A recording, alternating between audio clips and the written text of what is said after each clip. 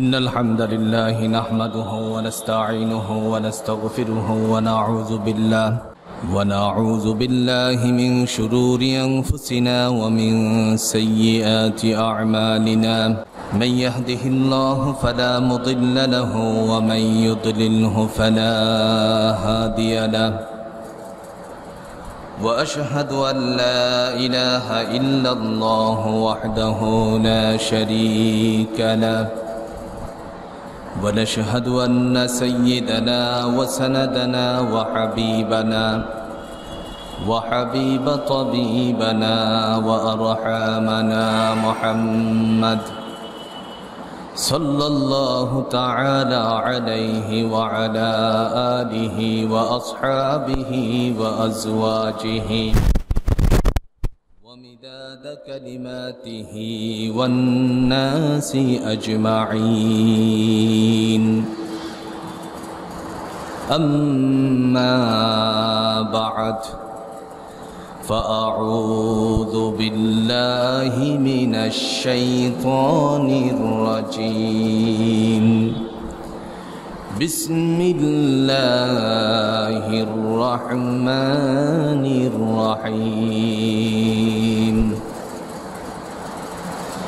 واتقوا يوما لا تجزي نفس عن نفس شيئا ولا يقبل منها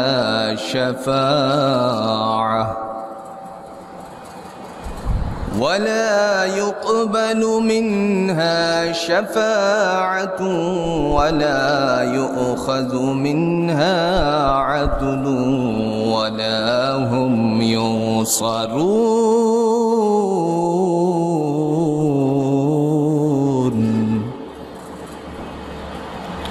صدق الله المولانا العظيم وصدق رسوله النبي الكريم ونحن على ذلك من الشاهدين والشاكرين الحمد لله رب العالمين মহিমাময় রব্বুল আলামিনের দরবারে লাখ কোটি শুকর যে সুবহানাহু তাআলা আমাদেরকে বিভিন্ন কর্ম থেকে পৃথক করে মুসলিম উম্মাহের ইবাদতখানা মসজিদে আসার তৌফিক দান করেছেন। এজন্য আমরা সকলেই কালিমাতুশ শুকুর আদায় করে নিচ্ছি আলহামদুলিল্লাহ।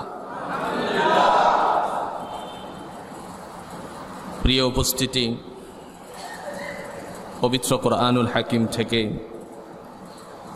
সূরাতুল বাকারার ৪৮ নম্বর আয়াতে কারিমা উপস্থাপন করেছি।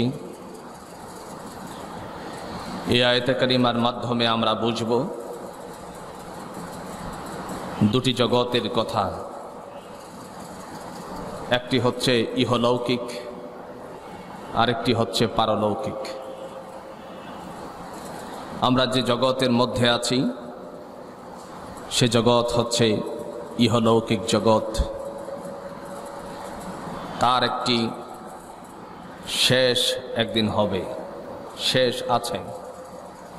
কিন্তু পারলৌকিক জীবনের মধ্যে শুরু হবে কিন্তু শেষ হবে না। এই পারলৌকিক জীবনে ওই মানুষগুলো হবে স্বাবলম্বী, ওই মানুষ হবে সুখী, ওই মানুষ হবে আল্লাহর কাছে প্রিয়, যারা ইহলৌকিক জীবনের মধ্যে মহান আল্লাহ রাব্বুল আলামিনকে সন্তুষ্ট করতে পেরেছিল। আর এই পারলৌকিক বিষয় সম্পর্কে বোঝার উদ্দেশ্যেই যে আয়াতে কারিমাটুকু উপস্থাপন করা হয়েছে। আয়াত হলো একটা, বিষয় হলো চারটা। খুব ভালো করে বোঝার চেষ্টা করবেন। তাফসীরের নিংড়ানো তথ্য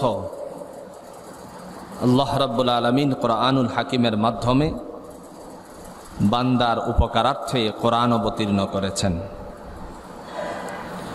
যদি কোরআনকে বলা হয় তুমি কেন এসেছো, কোরআন উত্তরে বলবে মানুষের কল্যাণের জন্য এসেছি। আল্লাহ রাব্বুল আলামিন তিনি বলছেন হুদাল্লিন নাস, মানুষের কল্যাণের জন্য আল্লাহ আমাকে পাঠিয়েছে। কোরআন যেন বলবে আল্লাহ আমাকে মানুষের কল্যাণের জন্য পাঠিয়েছে। আর আল্লাহ বলেন আমি মানুষের কল্যাণের জন্য পাঠিয়েছি। আর এই কোরআন এসে দুইটা কাজ করবে, বাইয়িনাতিম মিনাল হুদা ওয়াল ফুরকান, সত্য এবং মিথ্যাকে পার্থক্যকারী রূপে আল্লাহ বলেন আমি কোরআন অবতীর্ণ করেছি। সুবহানাল্লাহ বলেন। সেজন্য আয়াতের প্রথম অংশ হচ্ছে ওয়াত্তাকু, ভয় করা সম্পর্কে। যেহেতু ওয়াত্তাকু ইয়াওমান লা তাজজি নাফসুন আন নাফসিন শাইআ, আগে কথাগুলো ভাঁজ হোক, তারপরে সুর সার চলবেন ইনশাআল্লাহ, নাকি? আল্লাহ বলেন ওয়াত্তাকু, ভয় করো। কাকে? জোরে বলেন কাকে? আল্লাহকে। এই জায়গায় ওয়াত্তাকু ইয়াওমান লা তাজজি নাফসুন আন নাফসিন শাইআ, এই হলো আয়াতের প্রথম অংশ। সেই দিবসকে ভয় করো যে দিবসে কোনো আত্মা অন্য কোনো আত্মার কাজে আসবে না, মানে কেউ কাহার উপকারে আসবে না। তাহলে কিয়ামত দিবসকে আমাদের ভয় করা উচিত। কে বলেছেন? আল্লাহ পাক। 2 নাম্বার, ওয়ালা ইউকবালু মিনহা শাফাআহ, এবং কাহারও কাছ থেকে কোনো সুপারিশ গ্রহণ করা হবে না, কাহারও কাছ থেকে কোনো ধরনের আবদার গ্রহণ করা হবে না। আবার আল্লাহ বলেন ওয়ালা ইউখাযু মিনহা আদল, সেই দিবসে কাহারও পক্ষ থেকে কোনো ক্ষতিপূরণও গ্রহণ করা হবে না। শেষাংশে আল্লাহ বলেন ওয়ালা হুম ইউনসারুন, এবং কেউ কাউকে সাহায্য করতে পারবে না। আয়াত হলো একটা, বিষয় কয়টা? 4টা। এবার একটা একটা বিষয়কে সামনে রেখে আমাদের বুঝতে হবে ভয় কিভাবে আল্লাহকে করা প্রয়োজন। কোরআনুল হাকিমের নবী সাইয়্যিদুল মুরসালিন আহমদ মুস্তাফা সাল্লাল্লাহু আলাইহি ওয়াসাল্লাম তিনি ডাক দিয়ে বলেছেন, পৃথিবীর জমিনে সর্বপ্রথম, জোরে বলুন তো, ভয় করতে হবে কাকে? আল্লাহকে। ইত্তাকুল্লাহা ওয়াল তানজুর নাফসুম মা কদ্দামাত লিগাদিন ওয়াত্তাকুল্লাহ।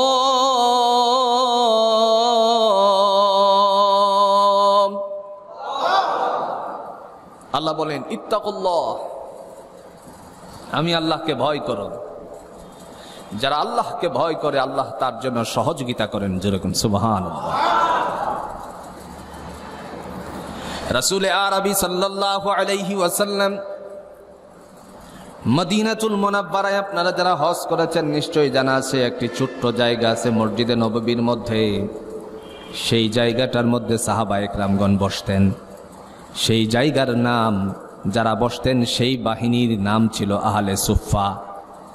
আহলে সুফাওয়ালারা মসজিদে নববীর যেখানে বসতেন, আজও পর্যন্ত সেই বৈঠকখানাটা বিদ্যমান আছে। বিশ্বনবী সাল্লাল্লাহু আলাইহি সাল্লাম যেখানে হেলান দিয়ে তালিম করতেন, সেই জায়গাটাও আজ পর্যন্ত বিদ্যমান আছে। দিনের নবী সাহাবায়ে কেরামদের মাঝে যখন আল্লাহর ভয়ের কথা তুলে ধরলেন, সাথে সাথে সাহাবায়ে কেরামদের মধ্যে কান্নার রুল পড়ে গেল।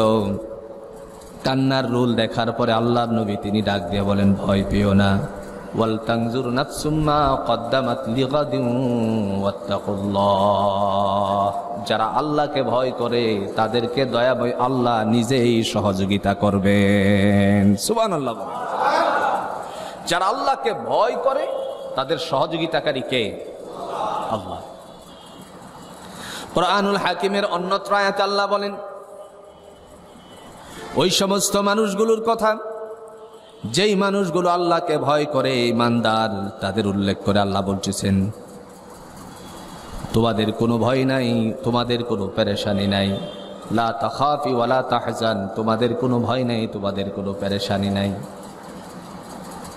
আল্লাহ রাব্বুল আলামিন আরো বলেন দুনিয়ার জমিনে যারা ঈমান এনেছে আমি তাদের বন্ধু।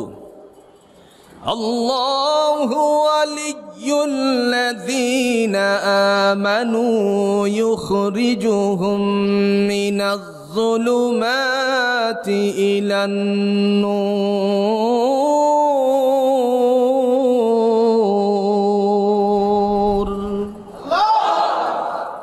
রব্বুল আলামিন বলেন, আমি হলাম ঈমানদারদের অভিভাবক, যারা ভয় করে কাকে? আল্লাহকে। এই কথার তাফসীর করতে গিয়ে আল্লাহ নিজেই কোরআন দিয়ে আবারও বর্ণনা দিয়েছেন, ও আমার বান্দা বান্দি শোনো, আমি হলাম ঈমানদারদের অভিভাবক। আর আমি ঈমানদারদের অভিভাবক হওয়ার পরে আমার দায়িত্ব এসে যায়, সে দায়িত্ব হলো ইউখরিজুকুম মিনাজ-যুলুমাতি ইলান-নূর। আমি তাদেরকে অন্ধকার থেকে বের করি। অন্ধকার বলতে গেলে জাহিলিয়াতকে বোঝানো হয়েছে, অন্ধকার বলতে গেলে গুমরাহকে বোঝানো হয়েছে, অন্ধকারকে বুঝাইয়েছেন তাফসীর ইবনে কাসির। বিশিষ্ট ঐতিহাসিক আল্লামা আল্লাহ রাব্বুল আলামিনের বান্দা সুদ্দী রাহমাতুল্লাহ আলাইহি তিনি ডেকে বলেন, জাহান্নামের রাস্তা থেকে আল্লাহ বের করে দিয়ে জান্নাতের রাস্তা বান্দারে ধরাইয়া দেন। যারা আল্লাহকে ভয় করে তাদের জন্য আল্লাহ রাব্বুল আলামিন জাহান্নামের রাস্তা থেকে তাকে বের করে দিয়ে জান্নাতের রাস্তা ধরিয়ে দেন। জোরে কন্যা সুবহানাল্লাহ। সেজন্য সর্বাবস্থায় ভয় করতে হবে আল্লাহকে। তাফসীরে তাবারী আবু জাফর ইবনে জারীর রাহমাতুল্লাহি আলাইহি তিনি বর্ণনা করেছেন, দুনিয়ার জমিনে যারা আল্লাহকে ভয় পায় তার দ্বারা কখনো অন্যায় সংগঠিত হতে পারে না। যে আল্লাহকে ভয় করে সে সব সময়, জুড়ে বলুন তো, ভয় করে কাকে? আল্লাহকেই ভয় করে। সমস্ত কাজে বান্দা তখন আল্লাহর দিকে মুতাওয়াজ্জুহ হয়ে যায়। ঘোষণা দিয়ে যে 4 জিনিসের, কয়টা বিষয়ের? জুড়ে বলেন কয়টা বিষয়ের? 4টা বিষয়। রব্বে কারীম তিনি ডাক দিয়া বলেন, ইন্না সলাতি ওয়া নুসুকি ওয়া মাহইয়ায়া ওয়া মামাতি লিল্লাহি রাব্বিল আলামিন। 4 বিষয়ে যারা ঘোষণা দেয়, নিশ্চয়ই আমার নামাজ, কে বলবেন? বান্দা বলবেন, আমরা বলবো নিশ্চয়ই আমার নামাজ, আমার সালাত, ওয়া নুসুকি আমার কুরবানি, ওয়া মাহইয়ায়া আমার জীবন, ওয়া মামাতি আমার মরণ, লিল্লাহি রাব্বিল আলামিন, পরাক্রমশালী কেবল আল্লাহর জন্য। জোরে কোন সুবহানাল্লাহ। যেই মানুষটা ঘোষণা দিল আমার জীবন আমার মরণ আল্লাহর জন্য, সেই মানুষ কখনো অন্যায় করতে পারে না। আপনি অন্যায়কে নিজের মধ্যে ফিটিং দিয়ে দেখেন, সমস্ত অন্যায়গুলো মানুষের জীবন থেকে দূর হয়ে যাবে। আজকে আমরা যখন সময়কে নির্ধারিত করি, বর্তমান যে সময়টুকু নাজুক সময় চলছে, গোটা পৃথিবী স্তব্ধ হয়ে গেছে, থমকে গেছে, যেই কারণে সেই হলো মহামারী করোনা, কোভিড-19। এই কোভিড-19 সময়ে জুড়ে বলুন তো, অপরাধীরা অপরাধ করে কিনা? করে না মনে হয় নাকি? অপরাধীরা অপরাধ করে কিনা বলেন? অপরাধীরা অপরাধ করে। মনে মনে চিন্তা করেন কেমনে করলো। কিছুদিন আগের টেলিভিশনের খবরের মাধ্যমে আপনারা জেনেছেন, পত্রিকার সংবাদ মাধ্যমগুলোতে আপনি জেনেছেন, সকলেই জানতে পেরেছেন। আমরা যা জেনেছি সেই বিষয়গুলো হচ্ছে, এই কোভিড-19 মধ্যে পজিটিভের সার্টিফিকেট বিক্রি হয়েছে। কথা বলেন ঠিক কিনা? বুঝাইতে পারিনি। কোভিড-19 আপনার নেগেটিভের সার্টিফিকেট বিক্রি হয়েছে। পজিটিভ যদি আসে, এখন দেখা গেল এই পজিটিভের মানুষগুলোকে কোয়ারেন্টাইনে রাখতে হচ্ছে। এটা হলো স্বাস্থ্যবিধি মেনে চলার জন্য। নেগেটিভের সার্টিফিকেট দিয়ে দিল, অথচ সে পজিটিভ। কথা বলেন আছে কিনা? বিদেশের জমিনে গিয়ে ধরা খেয়ে গেল, টেস্টে রিপোর্ট আসলো পজিটিভ, কিন্তু তার সার্টিফিকেট দেখার পরে তাকে আর ছাড়া হলো না। তখন দেখলো সার্টিফিকেট হলো নেগেটিভ।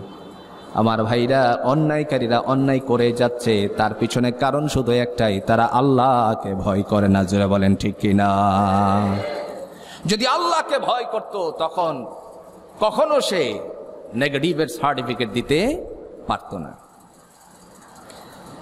সেই জন্য আল্লাহ রাব্বুল আলামিন বলেন, ইত্তাকুল্লাহ, আমি আল্লাহকে ভয় করো।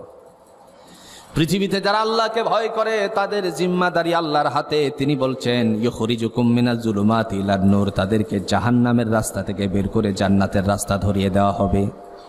আমার ভাইরা, যারা জান্নাতের রাস্তা ধরে আল্লাহ রাব্বুল আলামিন তাদের জন্য জান্নাতের রাস্তাটা আসান করে দেন। সুবহানাল্লাহ। কেমন আসান দেখেন, একটু সহজে বোঝার জন্য বলছি। আল্লাহ বলেন, কিয়ামতের ময়দান আসার আগে মানুষটাকে যখন উপস্থিত করা হবে, প্রথমে আমরা রাখি কবরে, নাকি না? কবর থেকে ফায়সালা হবে, এরপর অনেক লম্বা ঘটনা, অনেক লম্বা কথা।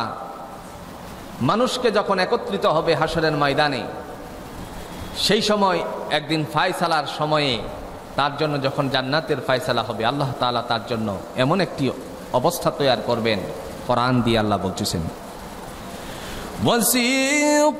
ওয়াসিকাল্লাযীনা ইত্তাকাউ রাব্বাহুম ইলাল জান্নাতি যুমারা হাত্তা ইযা জাউহা وفتحت أبوابها وقال لهم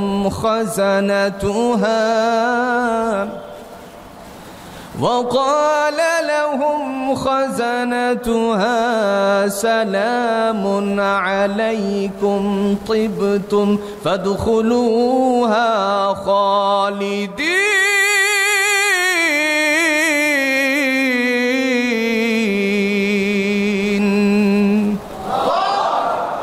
ভয় করনেওয়ালার জন্য আল্লাহ বলছেন, ওয়াসিকাল্লাযীনা ইত্তাকাউ, যারা আমি আল্লাহকে ভয় করে, ইলাল জান্নাতি যুমারা, তাদেরকে জান্নাতে হাঁকিয়ে হাঁকিয়ে নেওয়া হবে। জোরে কন্যা সুবহানাল্লাহ। কি দিবেন? ধাক্কা দিবেন, হাঁকাবেন, তাকে জান্নাতের দিকে হাঁকিয়ে নেওয়া হবে।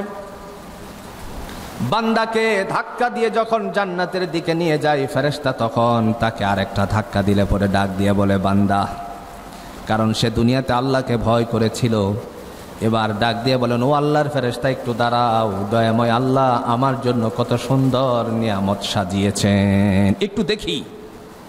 এত সুন্দর বাগান, এত সুন্দর বালাখানা, এত সুন্দর নিয়ামত আমার জন্য আল্লাহ রাখছেন, একটু দেখি। সাথে সাথে ফেরেশতা বলবে, আরেকটা ধাক্কা দিয়ে আরেকটু সামনে যাও, গিয়ে দেখো তার চেয়ে আরো বেশি ভালো, আরো সৌন্দর্যময় অবস্থা তৈরি আছে। আরেকটা ধাক্কা যখন দিবেন, এই সময় আল্লাহ রাব্বুল আলামিনের বান্দা সামনের দিকে যখন যাবে, যাওয়ার পরে দেখবে আরো সুন্দর জায়গা।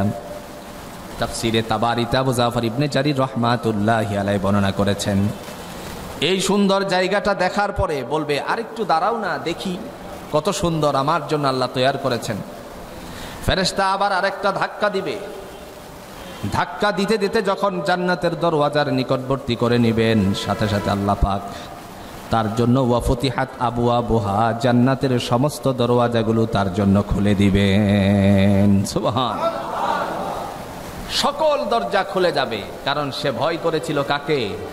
আল্লাহকে। আয়াতের প্রথম অংশ তাফসীরের কয়টা বিষয় বলছি? আয়াত একটা, বিষয় কয়টা? চারটা। প্রথম অংশ হলো ওয়াত্তাকু ইয়াওমান লা তাজজি নাফসুন আন নাফসিন শাইআ, ওই দিবসের কথা ভয় করার কথা আল্লাহ বলেছেন, যেদিন কোনো নফস, কোনো আত্মা, কোনো মানুষের উপকারে আসবে না। এর আগে ভয় করতে হবে আল্লাহকে। এই জন্য আল্লাহ পাক রব্বুল আলামিন তার ভয় করনেওয়ালার জন্য ওয়াফতিহাত আবওয়াবুহা, জান্নাতের সমস্ত দরওয়াজাগুলো খুলে দেন। ওয়াকালা লাহুম খাজানাতুহা, এই যখন আল্লাহ পাকের পক্ষ থেকে দরওয়াজা খুলে যায়, জান্নাতের দ্বাররক্ষীরা দরজাগুলো খুলে দেন। আল্লাহ পাক রব্বুল আলামিন ডাক দিয়া বলেন, আবার ভিতর থেকে ফেরেশতাদের আওয়াজ আসে, এবার প্রবেশ করো জান্নাতের মধ্যে। কয়দিনের জন্য? দুনিয়ার শেষ আছে, কিন্তু আখিরাতের জুড়ে বলুন তো কোনো শেষ আছে নাকি? দুনিয়ার জমিনে বাবার কাঁধে সন্তানের লাশ উঠে, উঠে কিনা কোন? দাদার কাঁধে নাতিনের লাশ উঠে। কিন্তু কিয়ামতের ময়দানে আল্লাহ পাক রব্বুল আলামিন সেখানে কোনো শেষ করে দিবেন না। শুরু হয়ে গেল কিন্তু শেষ হবে না। সেজন্য আল্লাহ পাক রব্বুল আলামিন তিনি ডাক দিয়ে বলেন, ওরে বান্দা বান্দি, পৃথিবীর জমিনে তুমি কষ্ট করেছ, আজকে আমার সামনে আসছো, আমি তোমার জন্য কি কি নিয়ামত রেখেছি এবার লক্ষ্য করো।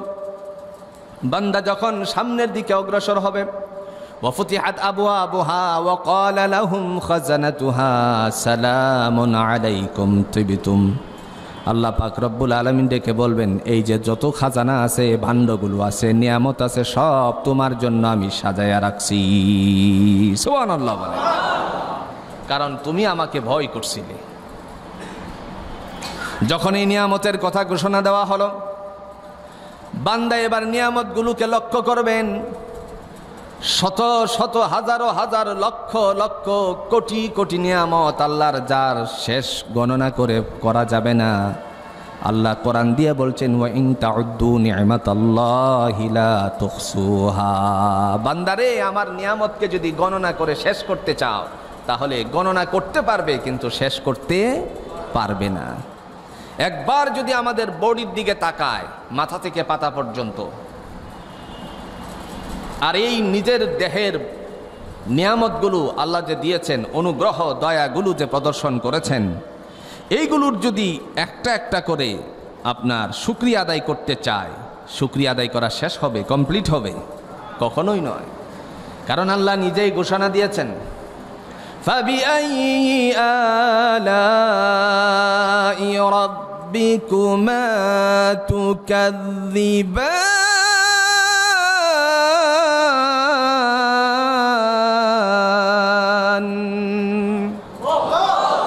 বান্দা হে, তুমি আমার কোন কোন নিয়ামতকে অস্বীকার করবে? যদি মাথা থেকে পাতা পর্যন্ত তাকায়, নিয়ামত অস্বীকার করার মতন কোনো সুযোগ আছে ভাই? বিন্দু পরিমাণ সুযোগ নাই। এজন্য আল্লাহ রাব্বুল আলামিন বলছেন, ওয়া ক্বালা লাহুম খাজানাতুহা, এই সব জান্নাতের নিয়ামত তোমার। এরপরে আল্লাহ রাব্বুল আলামিনের পক্ষ থেকে ফেরেশতাদেরকে যে রাখা হলো, তারা ডাক দিয়ে বলবেন, সালামুন আলাইকুম তিবতুম ফাদখুলুহা খালিদিন। শান্তি অবতীর্ণ হোক তোমার উপরে, আর প্রবেশ করো অনন্তকালের জন্য জান্নাতে। জোরে কোন সুবহানাল্লাহ। একদিন, 10 দিন, 20 দিন, 1 মাস, 2 মাস, 1 বছর, 5 বছর, 10 বছরের জন্য কথা কোন? আল্লাহ পাক বলছেন, ফাদখুলুহা খালিদিন, অনন্তকালের জন্য তুমি জান্নাতে প্রবেশ করো, আর বের হওয়া লাগবে না। এখন বান্দার তো কিছু বলা বলি উচিত। এত সুন্দর নিয়ামত দিল আল্লাহকে ভয় করার কারণে, তখন বান্দা তার পক্ষ থেকে একটি আওয়াজ তুলল। বান্দা এবার ডাক দিয়ে আল্লাহকে বলতেছেন শুকরিয়া আদায় করতে। ওয়া ক্বালুল হামদুলিল্লাহিল্লাযী সাদাকনা ওয়া'দাহু ওয়া আওরাসানাল আরদা নাতাবাওয়া'ু মিনাল জান্নাহ نتبوأ من الجنة حيث نشاء فنعم أجر العاملين।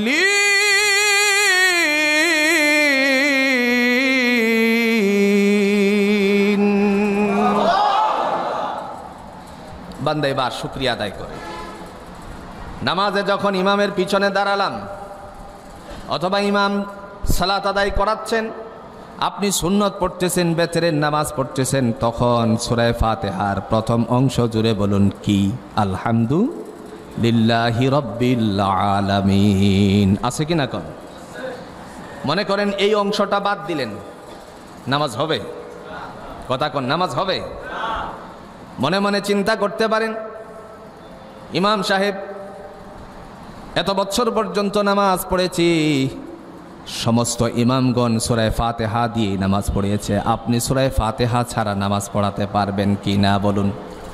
পৃথিবীর কোনো ইমাম কাবা ঘরের প্রধান ইমাম যিনি আব্দুর রহমান আস-সুদাইস, জুড়ে বলুন তো তিনিও কি সূরা ফাতিহা ছাড়া নামাজ পড়াতে পারবে নাকি?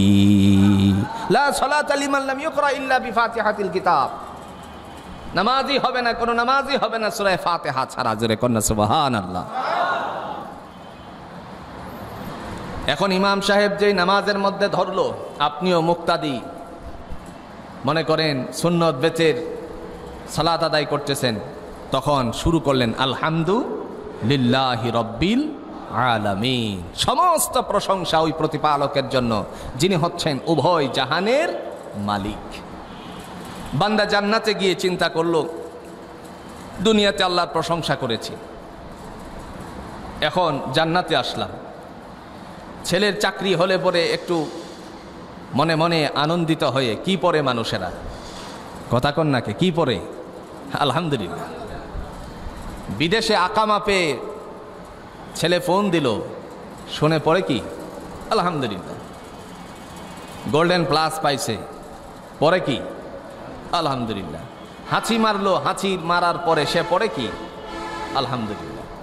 দুনিয়াতে আপনি আলহামদুলিল্লাহর তাসবিহাত করেছিলেন, জান্নাতি মানুষগুলো জান্নাতে যাওয়ার পরে এবার আল্লাহর কাছে প্রশংসা করে বলবে ওয়াকালুল হামদুলিল্লাহিল্লাযী সাদাকনা ওয়া'দাহু ওয়া আওরাসানাল আরদা নাতাবাওয়াউ মিনাল জান্নাতি হাইসু নাশা ফানি'মা আজরুল আমিলিন। জান্নাতি মানুষগুলো বলবে ওয়াকালুল হামদুলিল্লাহ, সমস্ত প্রশংসা আল্লাহ তোমার, কারণ দুনিয়াতে তুমি আমার সাথে অঙ্গীকার করেছিলে তোমারে ভয় করলে জান্নাত দিবা, তোমার হুকুমের তাবেদারি করলে তুমি জান্নাত দিবা।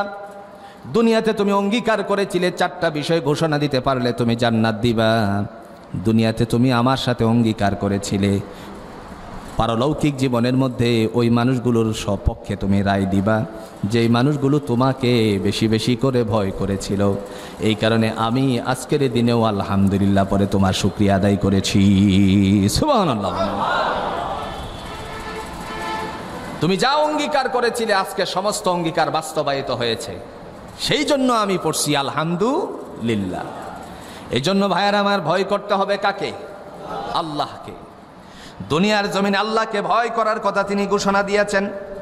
তাফসিরে তাবারিতে আবু জাফর ইবনে জারির রাহমাতুল্লাহি আলাইহি তিনি ডাক দিয়ে বলেন, কিয়ামতের ময়দানে কঠিন মুসিবতের দিনে একের পাপ অন্যের কাঁধে ঝুলিয়ে দেওয়া হবে না। আল্লাহ তাজিরু ওয়াজিরাতুন বিজরা উখরা, একের পাপ অন্যের কাঁধে ঝুলিয়ে দেওয়া হবে না। এর বাস্তবতা আজকের দিন থেকে আমরা নেই। কোভিড-19 আক্রান্ত কেউ যদি হয়ে যায়, আইডিসিআরের বক্তব্য এসে গেল, স্বাস্থ্যবিধি মেনে চলার জন্য বক্তব্য এসে গেল, তার সাথে উঠা বসা, তার সাথে হাত মিশানো, এ ধরনের কিছুই করা যাবে না? যাবে না? যাবে না? কোনটা জোরে বলেন? যাবে না। আইডিসিআরের বক্তব্য পেশ করেছে, কোভিড-19 আক্রান্ত ব্যক্তিকে আলাদাভাবে রাখতে হবে। যে সংসারে স্বামী আক্রান্ত হয়েছে, আমার যতটুকু জানা আছে, আমার পুলিশ ডিপার্টমেন্টের একজন ভাই আমার সাথে ব্যক্ত করেছেন, আমি যখন আক্রান্ত হলাম, আক্রান্ত হওয়ার পরে আমি নেগেটিভে আসার পরে বাড়িতে আসলাম, যে মানুষগুলোর জন্য আমি এত কিছু করলাম এলাকাবাসীর জন্য, ওই এলাকাবাসী আমার এই এলাকাতে থাকতেই দিবেন এমন একটা পর্যায়ে চলে আসছে।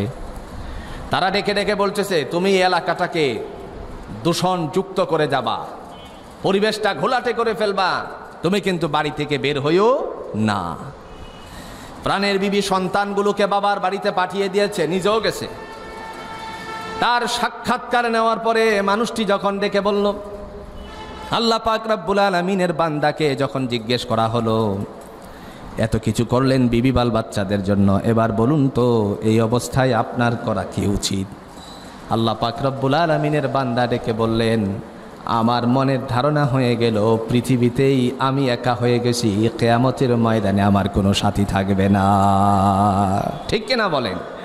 দুনিয়াতেই তো একা হয়ে যায়। কোভিড-19 আক্রান্ত হওয়ার পরে তারে সবাই ছেড়ে দেয়, কথা কন না কেন? সবাই ছেড়ে দেয়। এটা যদি দুনিয়ার দৃষ্টান্ত হতে পারে, তাহলে পরকালে কি হবে?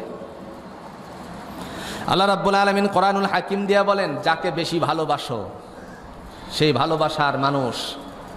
পিতা আল্লাহর পরে যার মর্যাদার বিষয় আল্লাহ উল্লেখ করেছেন, ওয়াকাদা রাব্বুকা আল্লা তা'বুদু ইল্লা ইয়্যাহু ওয়া বিল ওয়ালিদাইনি ইহসানা।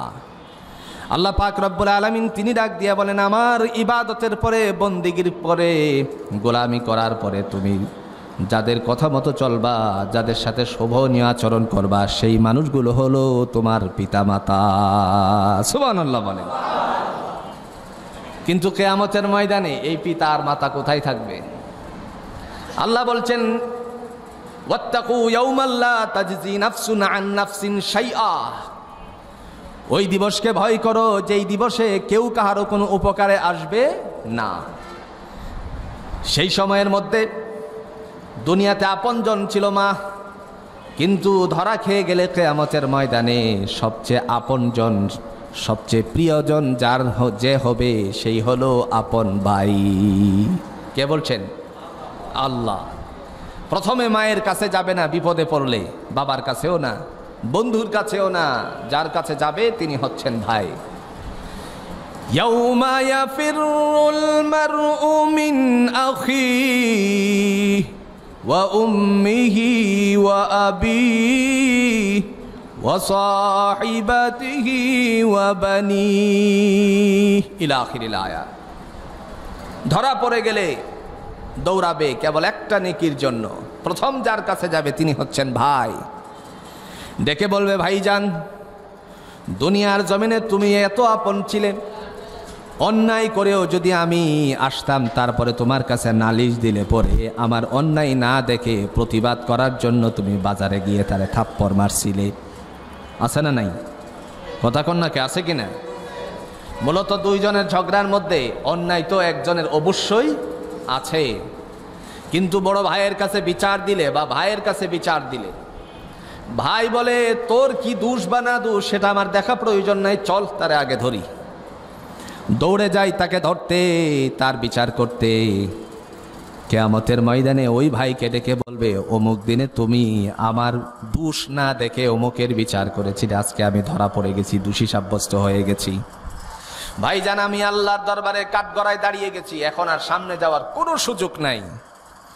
এখন তুমি আমার জন্য একটা কিছু করো, তুমি আমার জন্য একটা নেকি দিলে আমি জান্নাতবাসী হয়ে যেতে পারি। সেদিন ভাই ডেকে বলবে, কে তুমি আমার কাছে ভাইয়ের পরিচয় দিয়ে অগ্রসর হয়েছ? দুনিয়ার জমিনে তোমার মতন আমার কোনো ভাইই ছিল না। নাউজুবিল্লাহ বলেন। কার জন্য কি? বিবি, বাল বাচ্চা, আত্মীয় স্বজন, যাই কিছু আমরা করছি না কেন, এই দুনিয়ার দৃষ্টান্ত কায়েম হয়ে গেছে। কোভিড-19 আমাদেরকে শিক্ষা দিয়ে গেছে যে এই অবস্থায় কেউ পজিটিভ আসলে পরে ওই মানুষটার কাছ থেকে দূরে সরে যায় মানুষেরা। আর কিয়ামতের ময়দানে বিপদগামী হয়ে গেলে পরে তার সাথে যে কে মিলিত হবে, এর একটা দৃষ্টান্ত আজকে আমরা দুনিয়াতেই দেখতে পেয়েছি। সেখানে তো কেউ কাহারও পরিচয়ই দিবে না। এখানে তো পরিচয় দেনেওয়ালা আছে, কিন্তু পারলৌকিক জীবনের মধ্যে পরিচয় দেওয়ার মতন কেউ থাকবে না। এমত অবস্থায় আল্লাহ রাব্বুল আলামিনের বান্দা নিরাশ হয়ে যায়, মনে মনে চিন্তা করে, কোথায় যাব, কোথায় যাব। পৃথিবীতে আল্লাহর ইবাদতের পরে যার শুভনীয় আচরণ করার নির্দেশনা আসছিল সেই হলো মা বাবা। দেখি মা বাবার কাছে গিয়ে কি হয়। চলে যাবে মায়ের কাছে, গিয়ে তারকে ডাক দিয়ে বলবে, গর্ভধারিণী, কত কষ্ট দিয়েছি আপনাকে দুনিয়াতে, কোনোদিন কষ্ট নেন নাই, আছে না নাই? কত বিপদের কথা, কত সমস্যায় আপনারে ফেলেছি, ছোট্ট কাল থেকেই শেষ পর্যন্ত, মৃত্যুর আগ পর্যন্ত আপনারে কষ্ট দিয়েছি, কিন্তু আপনি কষ্ট নেন নাই। মাগো, আজকে ধরা পড়ে গেছি, দয়া করে একটা নেকি দিয়ে দেন, আমি জান্নাতে যেতে চাই। চিৎকার দিয়ে মা বলবে, কে তুমি? সন্তানের দাবিদার হয়ে আমার সামনে উপস্থিত হয়েছ। যে দাবি নিয়ে উপস্থিত হয়েছ, এই দাবির আওতাভুক্ত কোনো সন্তান আমার ছিল না দুনিয়াতে। আমার ভাইরা দেখেন, তাকে ডাক দিয়ে বলবে, সুহকান, দূর হয়ে যাও, দূর হয়ে যাও। অস্বীকার করবে। ইয়াউমা, আল্লাহ বলছেন, ওয়াত্তাকু ইয়াউমান লা তাজজি নাফসুন আন নাফসিন শাইআ। ওই দিবসে কিয়ামতের ময়দানে কোনো নফসের উপকারে আসবে না, কোনো আত্মার উপকারে আসবে না। সেই দিন আল্লাহ পাক রব্বুল আলামিন বিচার বিশ্লেষণ যখন শুরু করবেন, বিচার কার্যক্রম শুরু করবেন, আমার ভাইরা বলুন তো, কোনো দোষ মানুষের গোপন থাকবে নাকি? গোপন থাকবে? কথা কন না, গোপন থাকবে? বর্তমান সময়ে অন্যায়কারী তাদের বিচার হয়, আবার কখনো কখনো আড়ালে যায়।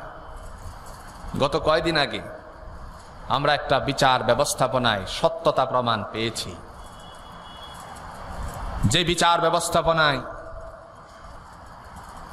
একজন স্ত্রী হয়ে পর পুরুষের সঙ্গ দিতে গিয়ে স্বামীকে হত্যা করেছে। আপনারা তো সেই নামটা খুব ভালো করে জানেন নাকি? কথা কন্যাকে জানেন নাকি? এই মিন্নি হত্যার বিচার হয়েছে, তাকে ফাঁসির রায় ঘোষণা করেছে। যতটুকু শুনেছি, বাস্তবতা জানি না পুরোটো। বাবা তার সন্তানকে বাইকে করে নিয়ে গেছে, খাবার খেয়েছে মুরগির গোশত দিয়ে, আর রাস্তার মধ্যে বলেছে সত্য কথা বলবা, আমার যা যা প্রয়োজন তার জন্য ব্যবস্থাপনা করার চেষ্টা করব। আমার মনে হয় বাবারও ইচ্ছে ছিল, এমন মেয়ে আমার প্রয়োজন নাই, তার উচিত শিক্ষা হওয়া দরকার। বিচার হয়েছে। আবার কতক বিচার গ্রামে গঞ্জে বলেন, মহল্লায় বলেন, পাড়ায় বলেন, কতক দোষীরা তার দোষ গোপন রাখে, অন্যরাও রাখে। এরকম মানুষ আছে না নাই? কথা কন্যাকে আছে কিনা?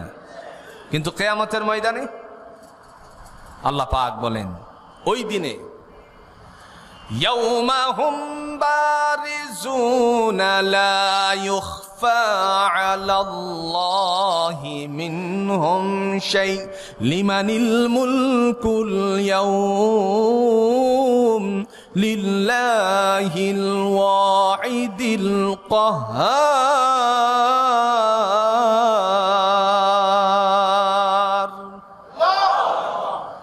আল্লাহ বলেন, ওই দিবসে কাহারও কোনো দোষ। ওই দিবস বলতে কোন দিবস?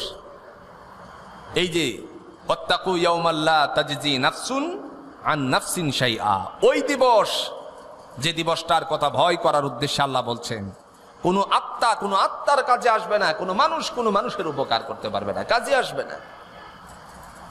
সেই দিবসের কথা আল্লাহ ডেকে বললেন, লা ইউখফা আলাল্লাহি মিনহুম শাই, কাহারও কোনো ত্রুটি বিচ্যুতি গোপন থাকবে না।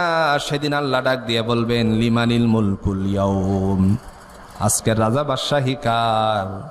পৃথিবীর সমস্ত রাজা বাদশাহীদের জোরে বলুন তো, রাজা কে হবেন? একটু জোরে কোন, কে হবেন? পৃথিবীর সমস্ত বাদশাদের বাদশা কে হবেন? না আরো কেউ থাকবে? আল্লাহ ডেকে বলবেন, লিমানিল মুলকুল ইয়াউম, আজকের রাজা বাদশাহী কার? দুনিয়াতে সিংহাসন পেয়েছিলে তুমি, এই সিংহাসন পাওয়ার পরে তোমাদের মধ্যে নানা জল্পনা কল্পনা সৃষ্টি হয়েছিল, কেউ ভালো পথে, কেউ অন্যায় পথে ব্যবহৃত করেছিলে। এবার বলো, এই সিংহাসনটার মালিক কে? আল্লাহ যখন বলবে, তখন সমস্ত মানুষেরা চিৎকার দিয়ে বলবে, সমস্ত রাজা বাদশারা বলবে, লিল্লাহিল ওয়াহিদিল কাহ্হার, একমাত্র পরাক্রমশালী তুমি আল্লাহ। সুবহানাল্লাহ বলে। সেই সিংহাসনের মালিক থাকবেন আল্লাহ। সেদিন আল্লাহ এবার শুরু করবেন বিচার কার্যক্রম। আল্লাহ তখন বলবেন জান্নাতীদেরকে বলবেন, ডান দিকে যাও, আর জাহান্নামীদেরকে বলবেন, বাম দিকে যাও। চিন্তা করছেন? পৃথক হওয়া শুরু হলো। প্রথমত দুইটা কাতার হবে, একটা হবে মুসলমানদের, আর একটা হবে কাফেরদের, বেদুইনদের। একটা হবে মুসলমানদের, আর একটা হবে যারা কালিমা পড়ে নাই তাদের। আল্লাহ কোরআনুল হাকিমের সূরাতুল ইয়াসিনে ঘোষণা দিয়েছেন। আল্লাহ বলেন, কিয়ামতের ময়দানে তিনি ডাক দিয়ে বলবেন, আজকে যারা দুনিয়াতে বাধ্যগত দল ছিলে, অবাধ্যচারী দলেরা বাধ্যগত দল থেকে পৃথক হয়ে যাও, পৃথক হয়ে যাও।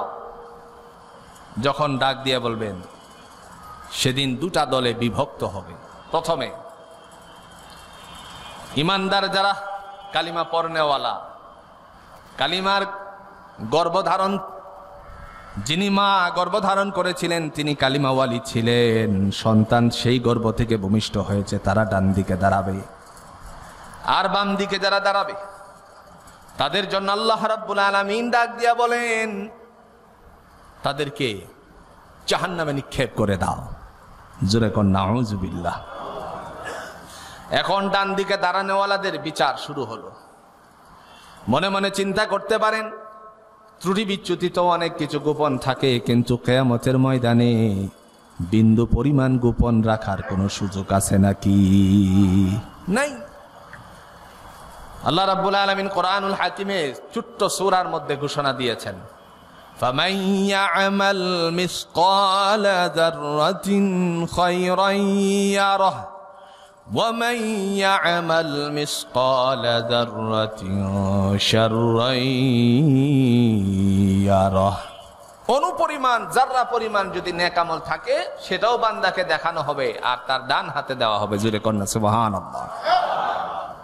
আর বদামল যদি থাকে সেটাও বান্দা দেখতে পাবে, তার হাতেই দেওয়া হবে। আল্লাহ তখন বাম হাতওয়ালাদের, যাদের আমল নামা বাম হাতে চলে গেল, তাদেরকে বলবেন, খুযূহু ফাগুল্লুন, খুযূহু ফাগুল্লুন। তাকে ধরো শক্ত করে, ধরো শক্ত করে।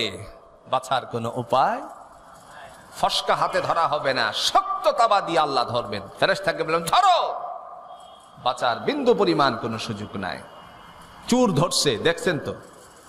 কথা কন্যাকে দেখছেন তো? হঠাৎ করে পকেট মায়ের ধরলো। মায়ের তাকে কম দেয় না বেশি দেয়? মায়া মমতা রেখে মায়ের দেয়? কথা কন্যাকে মায়া মমতা রেখে মায়ের দেয়?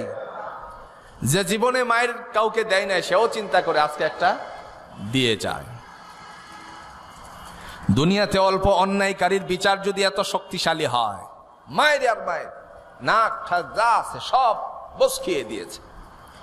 আল্লাহ রাব্বুল আলামিন তিনি বলবেন, খুযু, ধরো, শক্ত করে ধরো, শক্ত করে ধরো। সে দুনিয়াতে আমার নাফরমানি করেছিল, আজকে তারে ধরো। আমার ভাইরা, একবার চিন্তা করা উচিত আমরা কোন পথে আছি। আল্লাহ যদি আমাদেরকে ধরেন, জোরে বলুন তো, মুক্ত করার কেউ আছে নাকি? নাই। আল্লাহ রাব্বুল আলামিন এই কথাটাই সূরাতুল বাকারার 48 নম্বর আয়াতের মধ্যে ঘোষণা দিয়েছেন। যেদিন কিয়ামতের ময়দানে ধরাশয়ী হয়ে যাবে ওই মানুষগুলো, তার অবস্থা কি হবে? ওয়ালা ইউকবালু মিনহা শাফাআহ, তার জন্য কোনো সুপারিশকারী থাকবে না, অ্যাডভোকেট থাকবে না, এলএলবি পড়নেওয়ালা থাকবে, কথা কন্যাকে থাকবে না। দুনিয়াতে পক্ষে বিপক্ষে উকিল আছে না নাই? কথা কন্যাকে উকিল আছে না নাই? ওই যে সিলেটে আপনার স্বামীকে রেখে ওষুধ আনতে গিয়ে ধর্ষিতা হয়ে গেল একজন স্ত্রী। স্বামীকে বেঁধে রেখে তার সামনে পালাক্রমে কয়েকজন মিলে ধর্ষণ করলো। তার পক্ষে যেন কোনো উকিল না দাঁড়াতে পারে, অ্যাডভোকেট না দাঁড়াতে পারে, এই জন্য সিলেটের সমস্ত আইনজীবীরা মিলে আপনার তারা মিটিং করেছেন।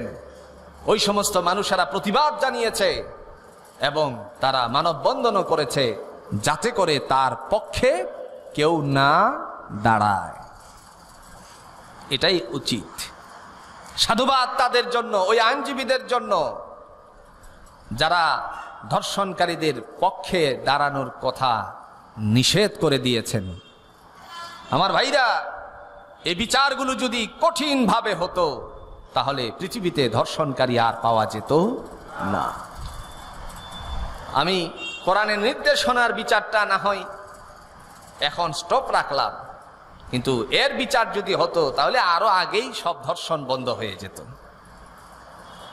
কোরআনুল হাকিমে ধর্ষণকারীর বিচার আছে না নাই? কথা কন্যাকে বিচার আছে না নাই? আপনারা একটা সূরা পড়বেন, সেই সূরাটার নাম হচ্ছে আপনার সূরাতুন নূর। কোন সূরা?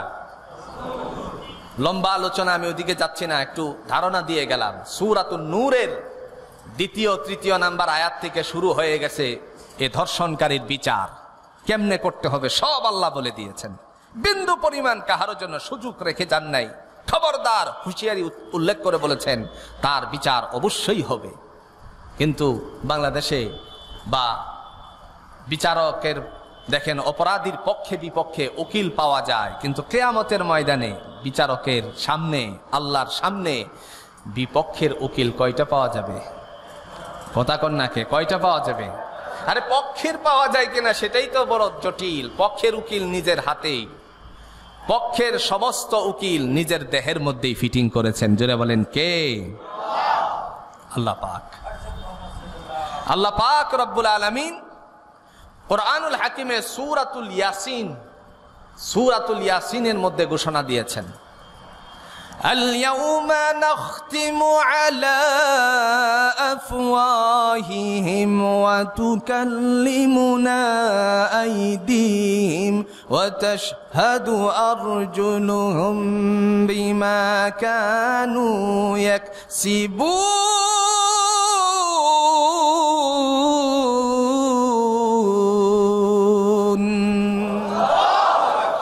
আসেনি সূরা ইয়াসিন? আসেনি? কোরআনে খুঁজলে পাওয়া যাবে তো ইনশাআল্লাহ। হ্যাঁ, পড়বেন, একটু দেখবেন, বুঝবেন, বুঝার চেষ্টা করবেন। আল্লাহ সেদিন ডাক দিয়ে বলবেন, আল ইয়াউমা নাখতিমু আলা আফওয়াহিহিম।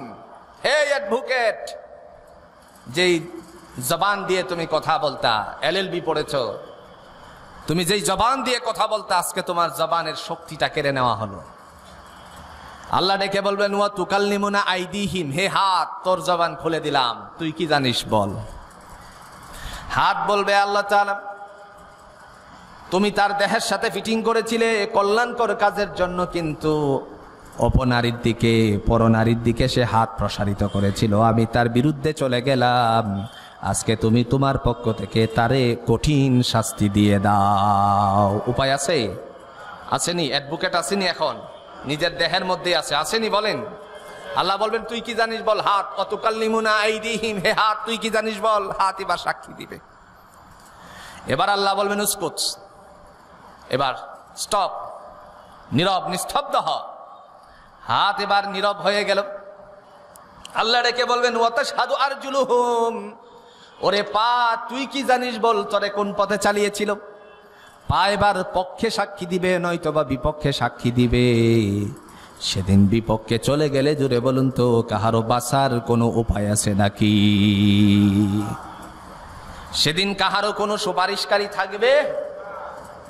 আল্লাহ পাক বলছেন, ওয়ালা ইউকবালু মিনহা শাফাআহ। কাহারো কোনো সুপারিশকারী হবে না। ওয়ালা ইউখাযু মিনহা। 3 নম্বরে, কাহারও কোনো ধরনের সহযোগিতাও করা হবে। কথা কোন? সহযোগিতা করা হবে। সুপারিশ বাংলাদেশে আছে না নাই? কথা কোন নাকি? আছে না নাই? সুপারিশের কোনো শেষ নাই। গোটা বিশ্বে সুপারিশের কোনো শেষ নাই, কিন্তু আল্লাহর কাছে কোনো সুপারিশ হবে না। ব্যক্তি জীবনের আমল তাকে আল্লাহর কাছে প্রিয় করবে। ইতিহাসের পাতা থেকে স্বর্ণাক্ষরে লেখা হয়ে গেছে ভাইজান, আপনারা যারা হজ করেছেন নিশ্চয়ই জানা আছে, মসজিদে নববীতে বিশ্বনবী সাল্লাল্লাহু আলাইহি ওয়াসাল্লামের মসজিদ, রাসূল সাল্লাল্লাহু আলাইহি সাল্লামকে সালাম পেশ করার পরে কতক মানুষেরা একটি কবরস্থানে যায়, যে কবরস্থানের নাম হচ্ছে জান্নাতুল বাকি। জান্নাতুল বাকি। সে জান্নাতুল বাকিতে শায়িত আছেন আল্লাহ রাব্বুল আলামিনের হাবিবের সেই কলিজার টুকরা হযরতে ফাতেমা রাদিয়াল্লাহু তাআলা আনহা। বিশ্বনবী সাল্লাল্লাহু আলাইহি ওয়াসাল্লাম দেখেন সুপারিশ যে কেমনে গ্রহণ করা হবে না। নবীজির ইন্তেকালের পূর্ব মুহূর্তে হযরতে ফাতেমা রাদিয়াল্লাহু তাআলা আনহা এত বেশি কান্নায় জড়িত ছিলেন, বিশ্বনবী সাল্লাল্লাহু আলাইহি সাল্লাম বললেন, মারে বেশি কাঁদো না।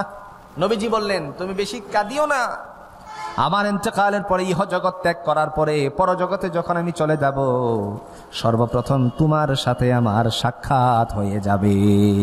সুবহানাল্লাহ। নবী বলে গেছেন প্রথমে তোমার সাথে সাক্ষাৎ হবে। 6 মাস পরে ওনার ইন্তেকাল হয়েছে। যখন তার ইন্তেকাল হয়ে গেল, বিশ্বনবী সাল্লাল্লাহু আলাইহি সাল্লামের একজন রক্তাক্ত সাহাবী, যিনি নবীর কালিমা পড়ার কারণে কাফেররা অনেক রক্ত ঝরিয়েছে গা থেকে, সেই সাহাবীর নাম হচ্ছে আবু যর গিফারী রাদিয়াল্লাহু তাআলা আনহু। হযরতে আবু যর তিনি কবর খননের দায়িত্ব নিয়েছেন। এর আগে আল্লাহর নবী একদিন বলছিলেন, ও ফাতেমা মারে শোনো, নবীজি বলতেছেন, শোনো ফাতেমা, এই কথা তুমি চিন্তা করো না, নবীর মেয়ে হিসাবে তুমি আল্লাহর কাঠগড়া থেকে মুক্ত হয়ে যাবে, তোমার আমলই তোমারে আল্লাহর জান্নাত দিয়ে দিবে। সুবহানাল্লাহ বলেন। তোমার আমল তোমাকে জান্নাতে নিবে। আর তুমি মনে করছো রেফারেন্স দিয়ে পার হয়ে যাবে, সেটা ভেবো না।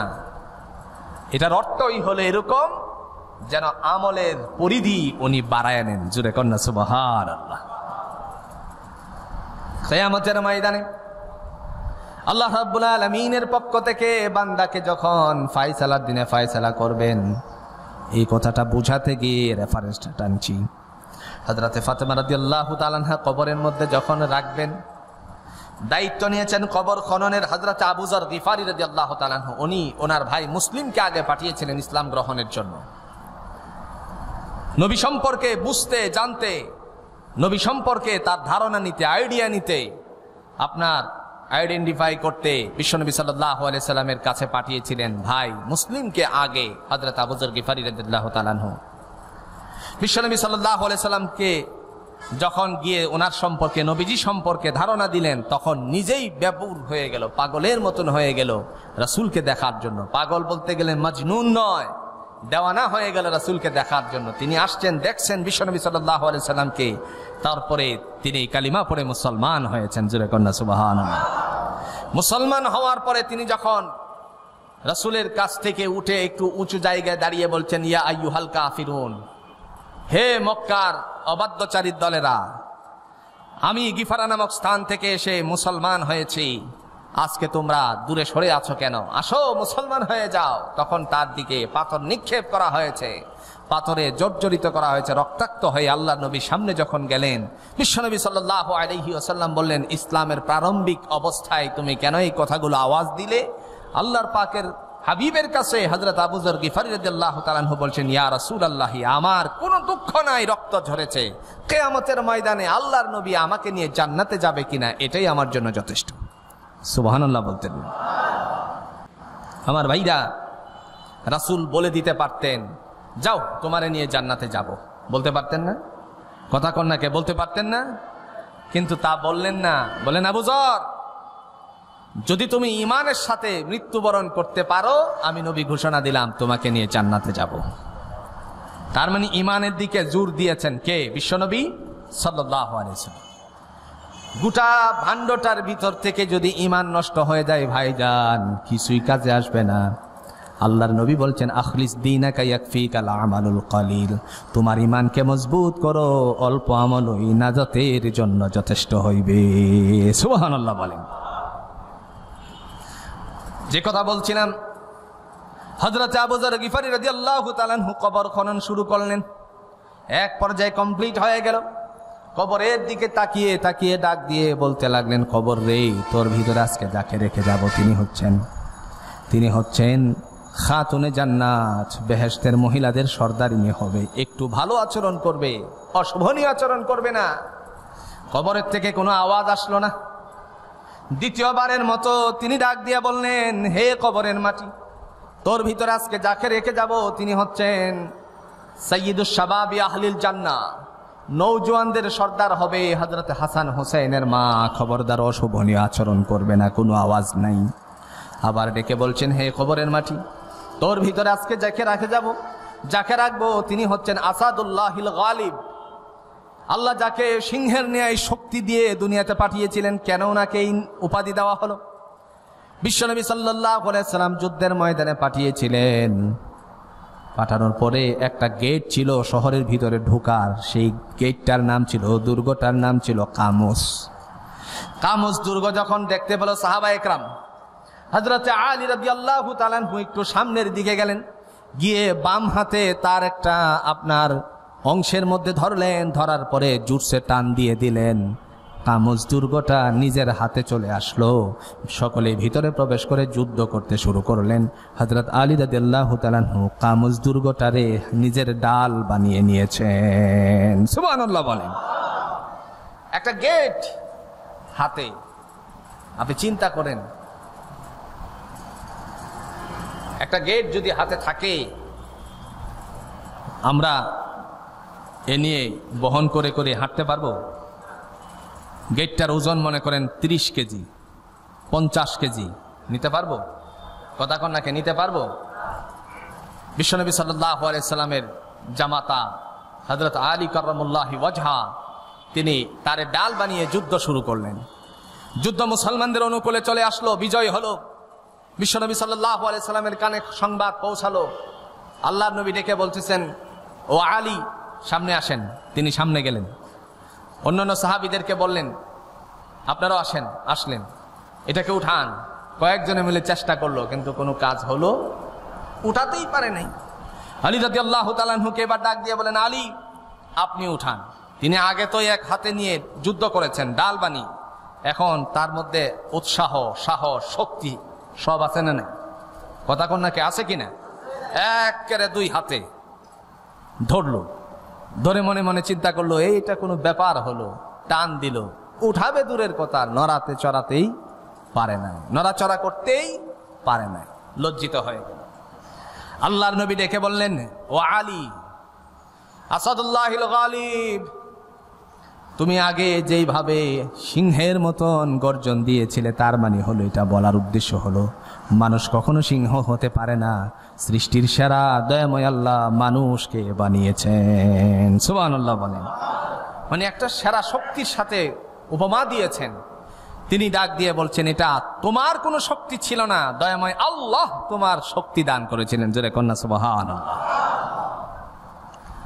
হযরত আবু যর তিনি ডাক দিয়ে বললেন, হে কবরের মাটি, আসাদুল্লাহ গালিব, আসাদুল্লাহিল গালিবের বিবিরে রেখে যাচ্ছি, অশোভনীয় আচরণ নয়। এবার কবর থেকে কোনো আওয়াজ নাই। আল্লাহ পাক রব্বুল আলামিনের বান্দা এবার ডাক দিয়ে বললেন, হে কবরের মাটি, তোর ভিতরে আজকে যাকে রেখে যাব তিনি হচ্ছেন আশরাফুল আম্বিয়া, সাইয়্যিদুল আম্বিয়া, বিশ্বনবী মুহাম্মাদুর রাসূলুল্লাহ সাল্লাল্লাহু আলাইহি সাল্লামকে খবরদার কোনো অশোভনীয় আচরণ করবে না। এবার কবর থেকে আওয়াজ আসলো, আমি চিনি না খাতুনে জান্নাতকে, আমি চিনি না সাইয়্যিদুশ শাবাবে আহলিল জান্নাহ, নওজোয়ানদের সর্দার হবে জান্নাতের, সে তার মাদেরকে চিনি না, তাদের মাকে চিনি না, আমি চিনি না আসাদুল্লাহিল গালিবের বিবিরে, আমি চিনি না বিশ্বনবী সাল্লাল্লাহু আলাইহি সাল্লামের কন্যাকে, আমি চিনি একমাত্র আমল। যদি তার আমল ভালো হয় তাহলে জান্নাতি গালিচা কবরের মধ্যে বিছিয়ে দেওয়া হবে। জোরে কন্যা সুবহানাল্লাহ। এটার বলার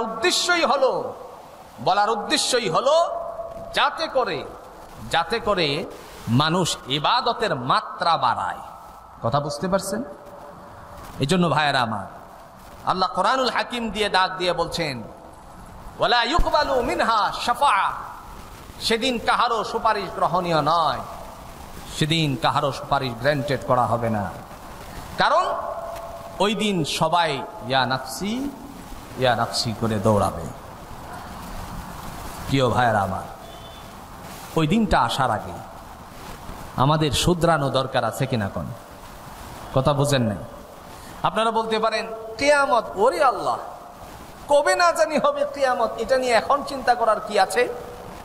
বিশ্বনবী সাল্লাল্লাহু আলাইহি ওয়াসাল্লামকে আল্লাহ পাক জানিয়ে দিয়েছেন, কোরআনে একখানা সূরা আছে সূরাতুল কিয়ামা। কোন সূরা? কথা কোন, কোন সূরা?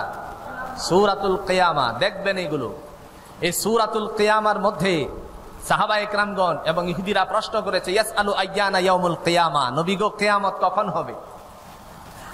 কিয়ামত কখন হবে? আল্লাহ বললেন নবীজিকে তাদের জবাবে বলুন, ফাইদা বারিকাল বাসর, যখন তার চক্ষু অস্তমিত হবে। চক্ষু কি হবে বুঝাইতে পারিনি, মানে যার মৃত্যু যেদিন তার জন্য কিয়ামত। কথা কন না কেন? তাহলে মৃত্যু আমাদের সামনে আসে না নাই? এ কিয়ামত আমাদের সামনে আসে কিনা কোন? ওই দিনটা আসার আগে আমাদের শুধরানো দরকার আছে কিনা কোন? রাসূলুল্লাহ সাল্লাল্লাহু আলাইহি ওয়াসাল্লাম বলছেন, দুই জিনিস তোমরা মায়া ছেড়ে দিবা, সেই দুই জিনিসের কারণে যেন তোমরা ধ্বংস না হয়ে যাও। ইয়া আইয়ুহাল্লাযীনা আমানু লা তুলহিকুম আমওয়ালুকুম ওয়ালা আওলাদুকুম আন যিকরিল্লাহ, হে ঈমানদারগণ, তোমাদেরকে যেন ধ্বংস না করে দেয় সম্পত্তি আর সন্তানাদি আমি আল্লাহর শরণ থেকে। তার মানে বোঝা গেল সম্পত্তি দিয়েছেন কে? জোরে কোন দিয়েছেন কে? কোরআনুল হাকিমে সূরাতুল ফাতিহার পরে বাকারা শুরু হয়েছে, ঠিক কিনা কোন? এই সূরাতুল বাকারায় আল্লাহ পাক বলছেন মুত্তাকিনের তিনটা গুণ। এই তিনটা গুণের আমার ভাইরা উপরে আছেন, যারা উপরে আছেন আপনারা মেহেরবানি করে মসজিদের উন্নয়নের জন্য কিছু ওঠান। মুত্তাকিনের তিনটা গুণের কথা আল্লাহ পাক ঘোষণা দিয়েছেন। এক নাম্বার হলো আল্লাযীনা ইউমিনুনা বিল গায়ব, যারা বিশ্বাস স্থাপন করে আল্লাহ ছিলেন, আল্লাহ আছেন, গায়বের উপরে, অদৃশ্যের উপরে, এরা হলো মুত্তাকি। দুই নাম্বার ওয়া ইয়াকিমুনাস সালাহ, যারা নামাজ কায়েম করে, নামাজ বাস্তবায়ন করে, এরা হলো মুত্তাকি।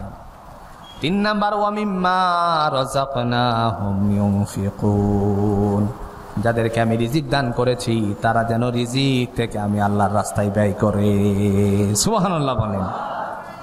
আমার ভাইরা, এই রিজিক জানে ওয়ালা আল্লাহ, আপনি আমি চিন্তাও করতে পারবো না কোত্থেকে আসবে।